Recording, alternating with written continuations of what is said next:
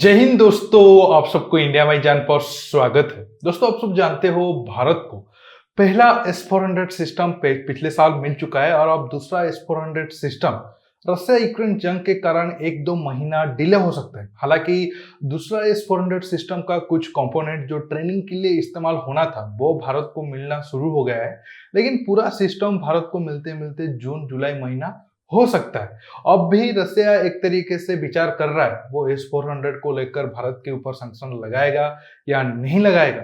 S-400 आने के बाद एक तरीके से आप कह सकते हो तीन देश ज्यादा टेंशन में है। एक तो अमेरिका हो गया, जो उसको डर है कि अगर भारत और बाकी देश S-400 सिस्टम को खरीदेंगे या फिर रशियन ओरिजिन के हथियार को खरीदेंगे तो जो $100 बिलियन का हर साल की डिफेंस मार्केट है, अमेरिका तो नंबर वन पहले से है ही, तो उसका वैल्यू थोड़ा कम हो सकता है। ये मेन रीजन है जिसके बदौलत अमेरिका चाहता है कि कोई भी रशियन ओरिजिन के फाइटर एयरक्राफ्ट या फिर हथियार को ना खरीदे।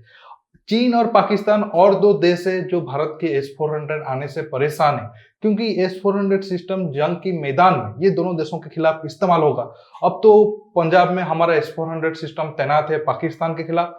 दूसरा S-400 सिस्टम आने के बाद ज्यादा चांस से वो नॉर्थ ईस्ट में असम या अरुणाचल प्रदेश में तैनात होगा, ताकि चाइना की थ्रेट जो नॉर्थ ईस्ट में है हम उसे काउंटर कर पाए।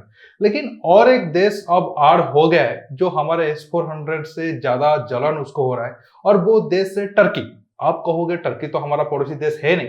हाँ ठीक है, टर्की भारत को एक तरीके से दुश्मन देश मानता है क्योंकि टर्की एक इस्लाम कंट्री है। इसके साथ साथ टर्की को ये उम्मीद था कि आज से 4-5 साल पहले भारत टर्की को मदद करेगा न्यूक्लियर बम बनाने को लेकर। जब भारत ने मना कर दिया तो टर्की सडनली भारत का विरोध होकर अब पाकिस्तान को ज्यादा सपोर्ट कर रहा है। लेकिन S-400 के खिलाफ टर्की क्यों है? क्या पाकिस्तान वाला आगे है? दोस्तों बिल्कुल भी नहीं।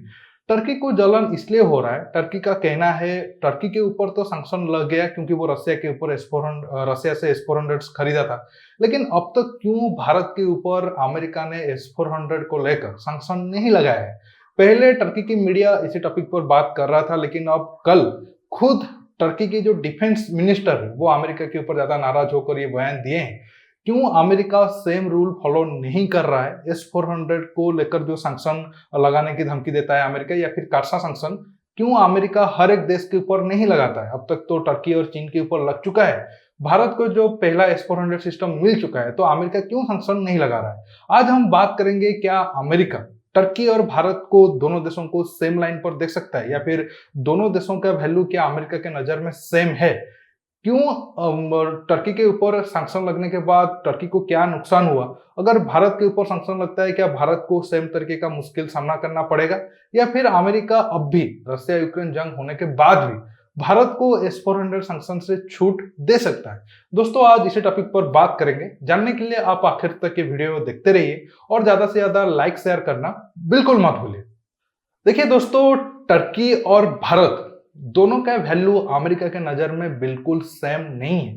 ठीक है, टर्की एक टाइम में, उस टाइम में ऑटोमन एम्पायर जब था, बहुत बड़ा एरिया पर उनका राज था और टर्की का वैल्यू था, लेकिन प्रेजेंट टाइम में हमारा इकोनॉमी के कारण हम अब टर्की को बहुत ज्यादा पीछे छोड़ चुके हैं। टर्की का भी अपना वैल्यू है, लेकिन उससे ज्यादा वैल्यू भारत का है। अगर हम बात करें अमेरिका का नाराज होने के कारण, क्योंकि देखिए टर्की लंबे टाइम तक अमेरिका का अलाय रहा है और नाटो मेंबर भी रहा है। टर्की अमेरिकन ओरिजिन के बहुत सारे हथियार को इस्तेमाल करता था और अमेरिका, टर्की की डिफेंस जो है वो अमेरिका के ऊपर बहुत ज्यादा डिपेंड करता है। इसी वजह से अमेरिका एक तरीके से आप कह सकते हो टर्की को ब्लैकमेल कर सकता है या टर्की के ऊपर प्रेशर डाल सकता है। अब तो F-35 प्रोग्राम में टर्की को निकाल दिए, वो एक अलग बात है, क्योंकि तकरीबन $1.25 बिलियन टर्की ने अमेरिका को पे कर दिया था। लेकिन अगर आप देखोगे 200-250 के करीब F-16 जो अमेरिका का है उसे टर्की इस्तेमाल करता है, और F-16 टर्की की जो एयरफोर्स है वो उसका बैकबोन है। अब तकरीबन 50-60 F-16 ऐसे हैं अब टर्की के एयरफोर्स में जिनको स्पेयर पार्ट ना मिलने के कारण एक तरीके से ग्राउंडेड है, और ये आंकड़ा और ज्यादा होगा जितना टाइम आगे जाता है, मतलब आगे टाइम स्पेंड होगा।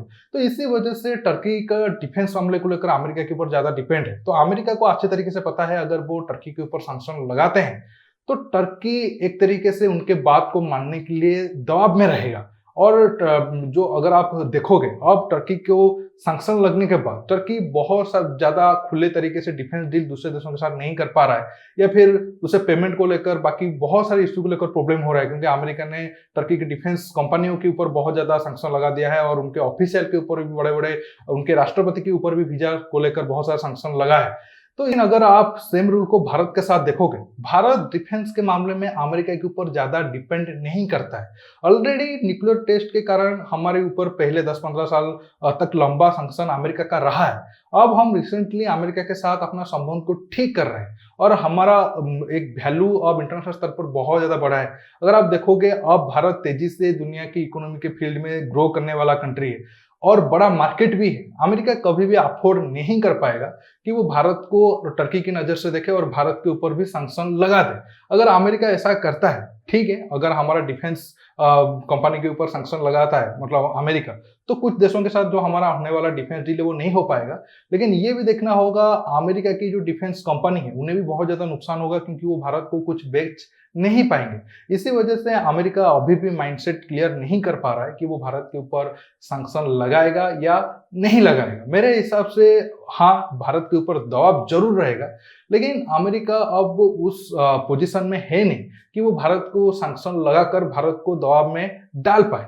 अगर अमेरिका ऐसा करता है तो थोड़ा बहुत भारत को प्रेशर तो होगा, लेकिन लॉन्ग टर्म में अमेरिका को नुकसान होगा। और टर्की का ये भी कहना है अब प्रेजेंट टाइम में उस एरिया में, मिडिल ईस्ट एरिया में अमेरिका टर्की को बहुत बड़ा पार्टनर के तौर पर नहीं देखता है, लेकिन अमेरिका भारत को क्वाड कंट्री में एक बड़ा पार्टनर के तौर पर देखता है। काउंटर चाइना में भारत का रोल बहुत बड़ा होता है।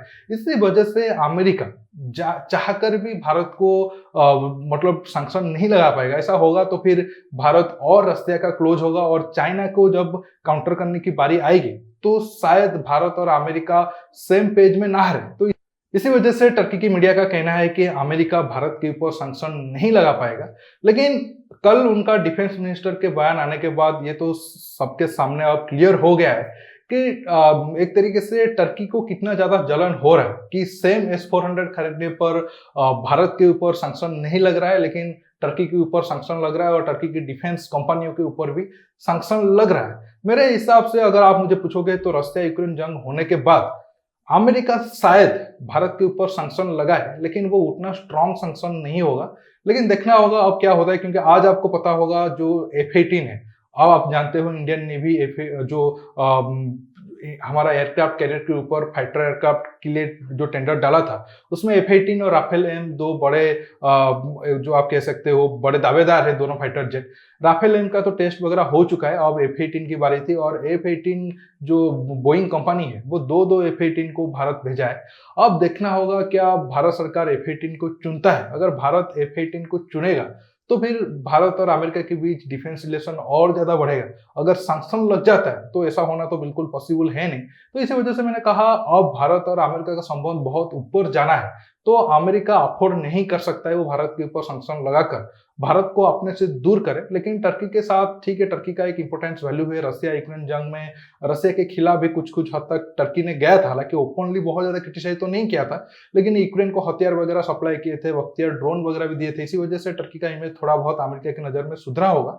लेकिन टर्की खुद को भारत मानना बंद कर दे, भारत का इंपोर्टेंस अब अमेरिका की नजर में बहुत ज्यादा है। एक तो हमारा इकोनॉमी, जैसे मैंने आपको कहा, इकोनॉमी मार्केट वो सब अलग बात है। अमेरिका के अंदर ही भारतीय लोग इतना ऊपर पोजीशन में, इतना मतलब उनका इन्फ्लुएंस उतना ज्यादा है, तो टर्की वो सब मैच नहीं कर पाएगा। इसी वजह से अब अमेरिका थोड़ा बहुत स्ट्रॉन्ग रूल ला तो सकता है, लेकिन बड़े लेवल पर भारत के ऊपर सैंक्शन लगाना का मतलब ये रहा अमेरिका खुद अपने मतलब पैर पर कुल्हाड़ी मारना जैसा होगा। इसी वजह से मेरा मानना है अगर काटसा सैंक्शन लगता भी है वो थोड़ा माइनर कुछ क्लॉज के तहत लगेगा और बहुत कम टाइम तक लगेगा, कोई बड़ा इम्पैक्ट भारत के ऊपर पड़ने वाला नहीं। आगे अब जब काटसा के ऊपर कोई बड़ा न्यूज आता है तो इसके ऊपर डिटेल्स में बात करेंगे। दोस्तों आज के टॉपिक में बस इतना ही। आपको ये वीडियो कैसा लगा नीचे कमेंट बॉक्स में कमेंट करके बताइए, और ये वीडियो को ज्यादा से ज्यादा लाइक शेयर करने के साथ साथ आप मेरे चैनल को सब्सक्राइब करिए और सब्सक्राइब बटन के पास जो बेल आइकन है उसे प्रेस करिए ताकि आगे आप मेरे आने वाले वीडियो को मिस ना कर सके। दोस्तों रुकता हूं, बहुत जल्द और एक नए टॉपिक के साथ मिलेंगे। नमस्कार, जय हिंद।